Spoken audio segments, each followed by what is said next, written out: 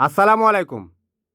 Pakistan super league পিএসএলে Bangladeshi দুই tiger bowler Shariful Islam এবং Nahid Rana Pakistan super লিগের টিম পিএসএলের পেশোয়ার জালমির জয়ে চমৎকার ভূমিকা পালন করেছে। প্রথমে বোলিং করতে আসে শরীফুল ইসলাম।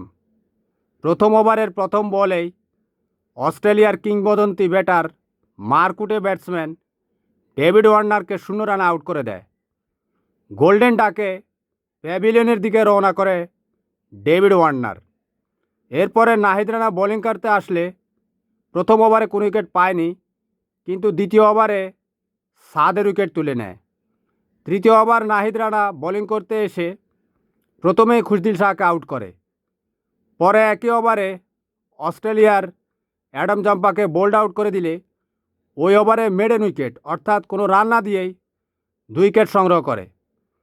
নাহিদ রানা 4 ওভার বোলিং করে মাত্র 7 রান দিয়ে 3 উইকেট সংগ্রহ করে। আর শরীফুল ইসলাম সে 23 রান দিয়ে 1 উইকেট সংগ্রহ করে। বাংলাদেশের টাইগারদের এই অভূতপূর্ব জয়যাত্রা যেন সব সময় চলতে থাকে। আল্লাহ হাফেজ, ভালো থাকবেন।